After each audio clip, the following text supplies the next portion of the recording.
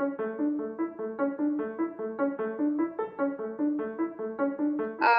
everybody, good afternoon. I'm Priya Ajmera, and I have with me Maithili and KK.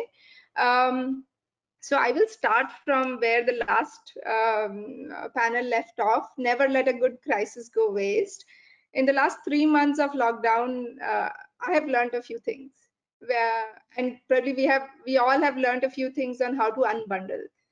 We've unbundled the act of learning from being physically present in school with 30 other kids and a teacher. We've unbundled the need to sit in traffic for 2 hours to reach an office from the act of getting work done. So it's a perfect time for us to talk about a new normal where development is not just in urban centers, but also in rural areas, where there are ample jobs and entrepreneurship opportunities in smaller towns. And there are enough funds available for someone who wants to build products and services in and for Bharat. Uh, the walk back by the migrants has opened up this large problem at its seam. Can we develop a vibrant ecosystem in smaller towns and villages so that there are enough opportunities for people to find jobs closer to their homes? This not just solves for the problem of urban areas, but also revitalizes the rural economies and make them interesting for more Bharat innovations. Rajan today talked about how the Bharat population will become more lucrative for innovation if the per capita income increases. So we heard a lot of folks on how they're helping building skilling infrastructure in Bharat. So the next question we want to talk about is how do we bring more jobs, more entrepreneurship options to Bharat? And that is what this session is about. So let's first hear from KK. KK is a co-founder at Mindtree Technologies and has been a well-known name in the Indian IT company, India's IT growth story. But today KK is speaking in a different avatar as an enabler of a tech platform for waste pickers that created entrepreneurship opportunities for them. And similar such platforms can create massive entrepreneurship opportunities for the bottom of the pyramid, for the middle of the pyramid, in tier 2 towns, cities, rural areas. So over to you, KK. Thank you, Priya. And see, when we think of entrepreneurship, we always talk about business models, capital, people, and financials. But what I wanted to share is there can be models of entrepreneurship which are not solely dependent on these elements of capital, business models, people, and financials. So I'd like to share an example of I Got Garbage, which really started as an exercise of trying to manage waste in urban cities, and particularly starting with Bangalore, because the problem of urban waste was really something which we had not handled well, and public systems were just failing on this. So when we really looked at the problem, we said one of the key things we saw was this group of untrained people whom we call the rack pickers, who without proper training were not careful in how they handle waste. So the average life expectancy of a male rack picker 39 years and a female was 32, which is shocking. Yeah. So we said the first element is to give some pride to these people on their jobs, and so we started both on the element of educating people on the need to segregate waste through an organization, and then formed an NGO to train these rack pickers on safe methods of working, which is really the core foundation. When you do a work, you want to pick up the skills to do that work safely. But beyond that, what we did was we technology platform and then gave electric vehicles for the people. Rather than going on foot, they could go on those electric vehicles and collect waste. And simply, it was a Uber-like application where whoever was the waste management professional's closest source of waste, they just went and picked it up. The third element was really building ecosystem so that you manage the value chain of how waste gets managed much more effectively. So in collaboration both with the BBMP as well in some cases with private enterprises like Coke and Pepsi, we started building what are called dry waste collection centers at various locations to segregate dry waste, and subsequently created a marketplace for the dry waste, and then sold to corporates that they should come and buy from this marketplace.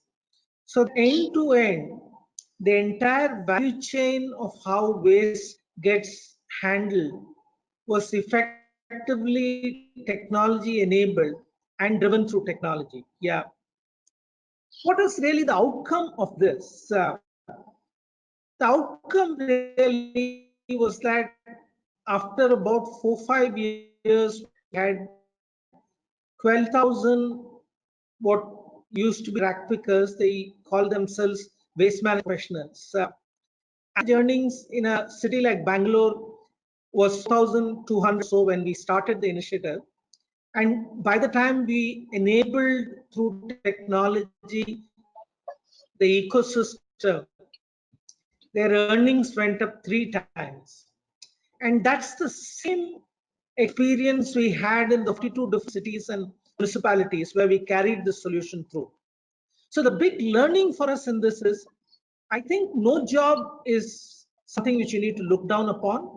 If you teach people the skills and capabilities to do the job more effectively and safely, then you leverage technology to standardize process and help them do it in a more effortless manner. And the third element is you create the ecosystem so that you generate value by taking away any action which is value dilutive in building ecosystem. Now, so that's a big learning which we really had in trying out this exercise. And like I said, 12,000 people whose earnings grew up almost 3 times from what we had.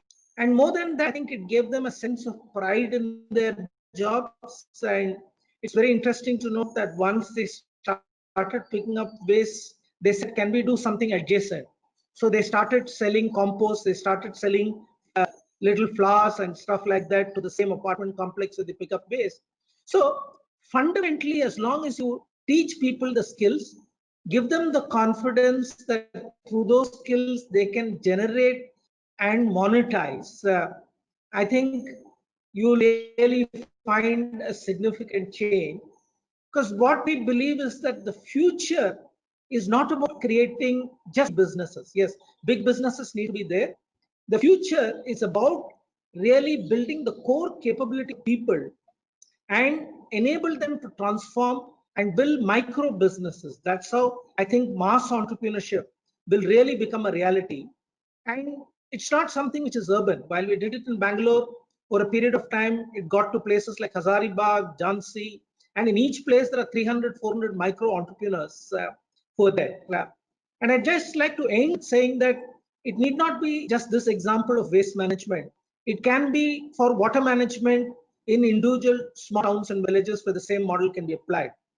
We can initiate a supply chain business for local produce using the same concept of teaching skills and capability, following a technology framework to support them, and then creating an ecosystem which is technology enabled.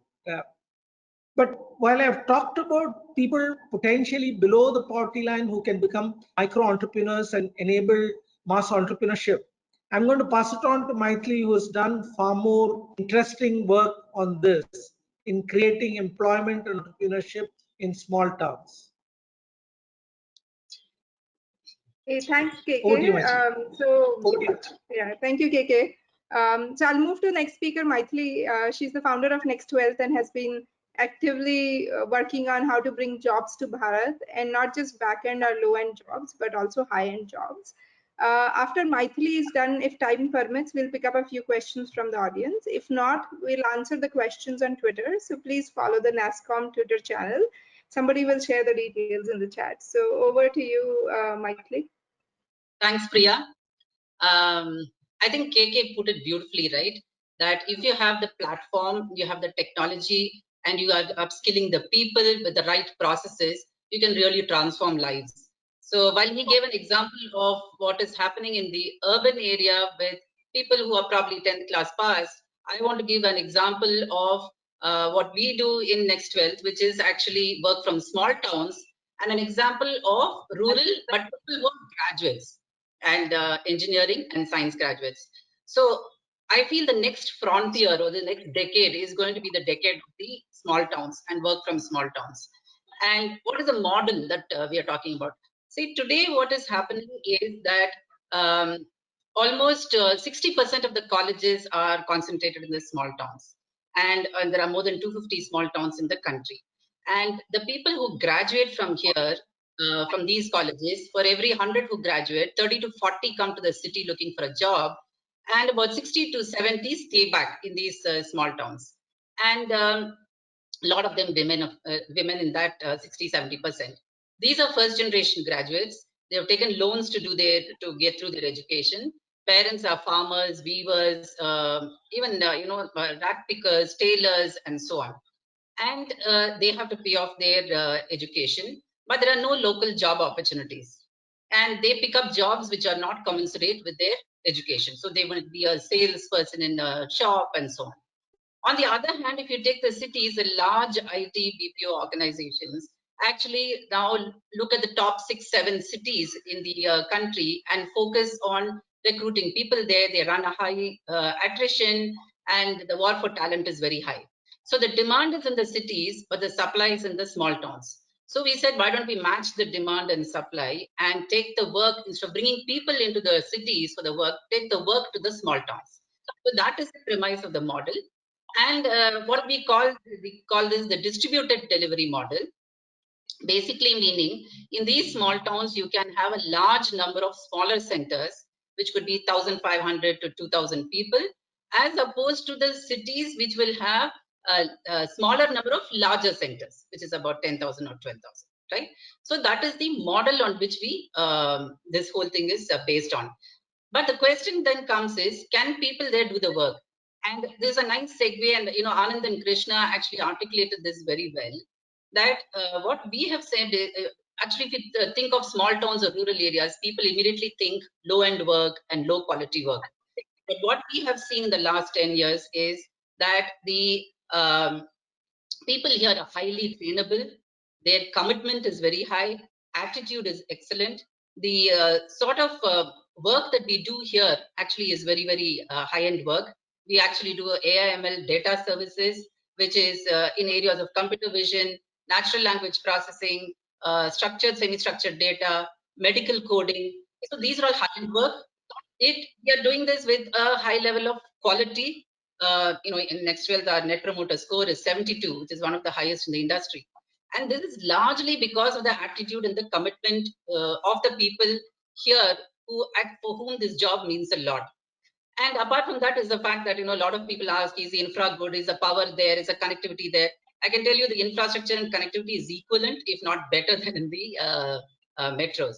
So, and of course, on top of that, because the job means a lot to them, attrition is less than 10% per annum, as compared to the cities, which would be running at 40-50% attrition.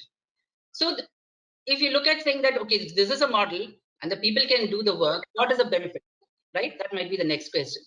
The benefit is very clearly in terms of, one, of course, definitely in terms of the cost.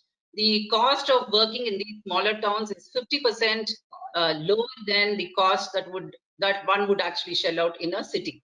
So that is a very, very clear benefit, and therefore can directly add to the EBITDA of any organization.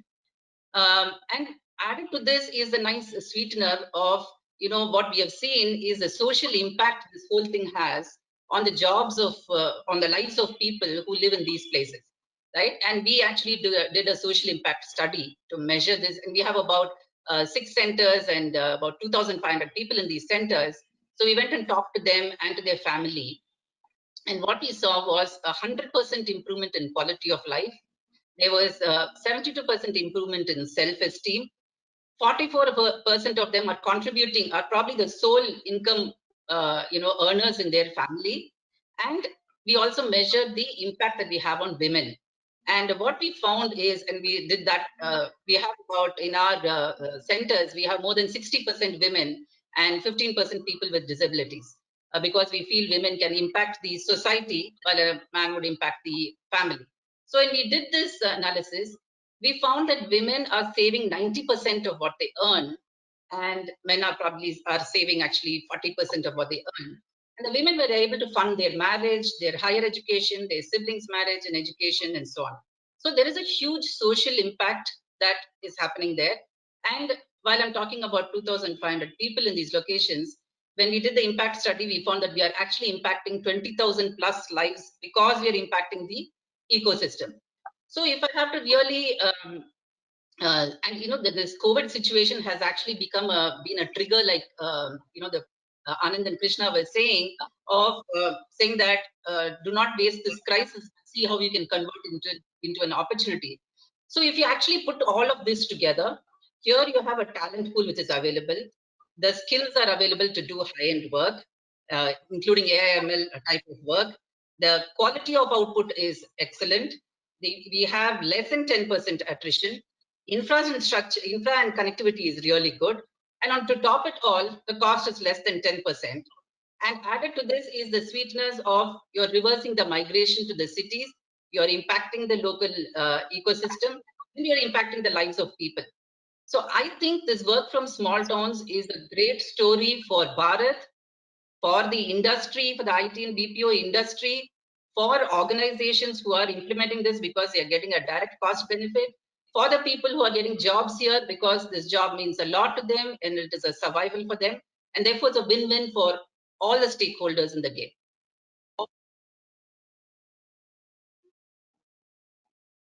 Hey, thanks, Maithili. I think that's very interesting. One of the questions that somebody had asked earlier in the panel is that is there funding available for creating products and solutions for Bharat? Is the question addressed to KK? I thought I'll ask both you and KK on for somebody who's looking to build products for Bharat, what type of funding is available? KK, you want to go first? Yeah, see, I think if you identify the right social problem and in a way put together a plan on how you are really going to enable technology to solve that, there are enough of organizations available. Like there are impact funds which are looking at this space far more closely. Ankur Capital or Uniters or organizations like Venture Partners are very keen to do this. I think it's important for the entrepreneur to identify a real problem and have a thought process in terms of how is it that he's going to solve it. I think those are more important elements. So I will also answer the. I think that, like KK rightly said, that there is definitely funding available for products and services, because today you see if you take the smaller towns, telecom has gone to the smaller towns. E-commerce, I read somewhere that the uptake of the smaller towns, apart from the top 6 cities, is more than 50% today. So e-commerce and retail is coming up in a big way there. And banking services, anyway, have a mandate that 30% of their banks and branches should be in the smaller towns. So I think there is definitely funding available. And if you have the right model, so for example, the model that we have is an entrepreneur model. So we don't go and set up centers in these locations. We appoint entrepreneurs in these places to set up these centers. So it is one is it is about giving jobs. Second, it is about impacting the local ecosystem. And third, the entrepreneur builds a business out of it, and he has an emotional connect with that place. So for something like this, definitely there is funding available. There was another question on that we can't take urban models directly to Bharat and expect them to work. So what changes in models have you looked at? What changes in models are required for somebody who's exploring to build products or services for Bharat? I'll answer KK. Yes, Maithili. So you're absolutely right. You cannot just pick up an urban model of today. Let's say I'm taking the IT BPO industry as an example. but you can't take the same model and take it to the smaller towns. So let's say some of the larger organizations were to say that let me put up a center in the smaller towns because I want to leverage the cost benefit that I get.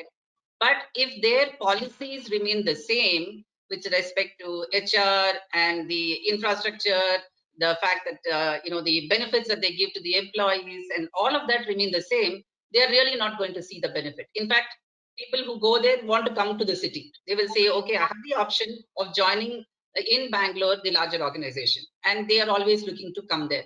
So one is you cannot send managers from the cities to the small towns and expect them to stay there and work. They'll want to come back. Second is if you're replicating the urban model in the rural areas, it will be a problem in terms of if you have the same model as what you have in the city, because your costs are going to be higher, all of that is going to be higher. So the whole purpose of going there will be defeated. So you have to really tweak this for the rural model of not having the same sort of model that you have in the cities, in the small towns, which is why we actually adopted the entrepreneur model, because the entrepreneur actually understands the local nuances, the local languages, and every center, every location is very different. They understand that better. They are able to get the last mile done, and they work with people who want to be there in those locations, not necessarily come to the city. KK?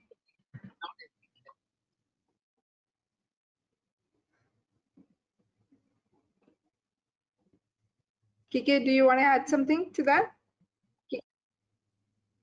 Yes, see, the essential element is, like you rightly said, the needs of Bharat are very different.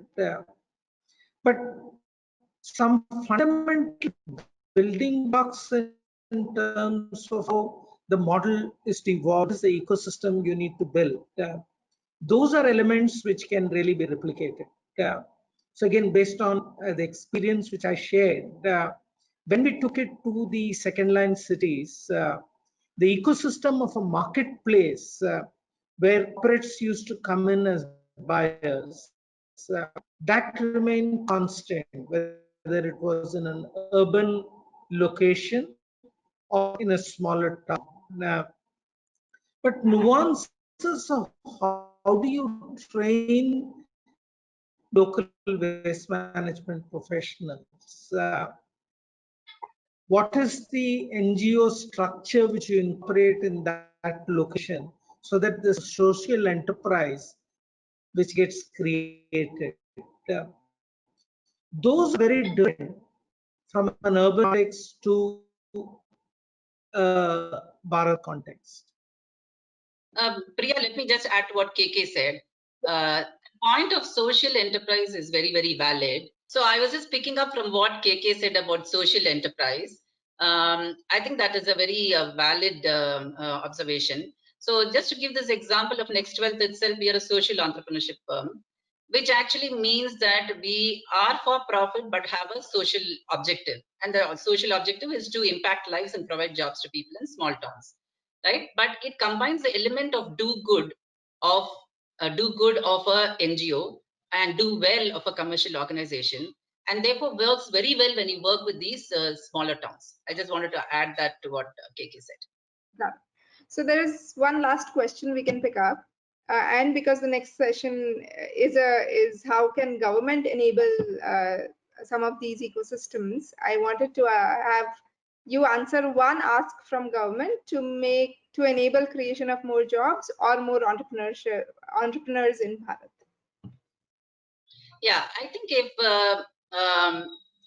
there is one thing that the government can do is to help in setting up, identifying these entrepreneurs and providing them with subsidies to help them to start quickly. Because what happens is when these entrepreneurs start, they have to make an investment in the initial stages, and that investment is about in the range of 50 to 90 lakhs in terms of the infrastructure, the people, the cash flow that they have to put in, and the payback period is about 18 months. So if the government can help with respect to supporting these entrepreneurs in terms of subsidies, either with respect to training or with respect to taxes or with respect to leeway in terms of the payments that they might have to make in terms of GST, that would really help and support the entrepreneurs in the first 18 months till such time they become independent and become profitable.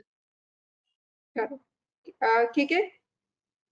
Yeah, see, my own belief is that the government should contribute to the ecosystem building. If I move from waste management to improving supply chain of local produce, there is a certain ecosystem to be created. So rather than trying to give incentives to these entrepreneurs, because incentives drive wrong behavior, they should rather help corporates contribute to that ecosystem building. Like in the waste management case, we had to set up dry waste collection centers, which is funded by some consumer product companies. But what if for setting up cold chain facilities, it is allowed as an expense in CSR, so that there is no point just allowing or taking the APMC Act and then saying people can buy directly. The fact is, if a large producer buys directly from farmers, there is certainly going to be a sense of exploitation. So there needs to be somebody who will manage that interaction, which is how a model of probably a supply chain organization which manages local produce is important. And government should help create that ecosystem by allowing people to do that as a part of their CSR activities.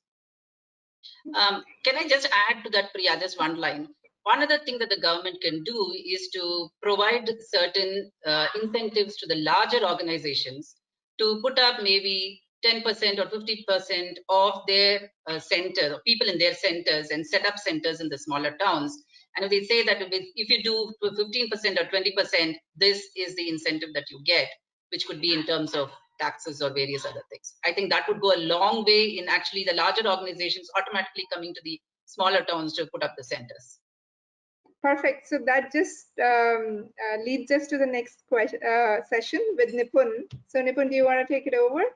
Thank you so much, Maithili and KK. Thank you. Thank you.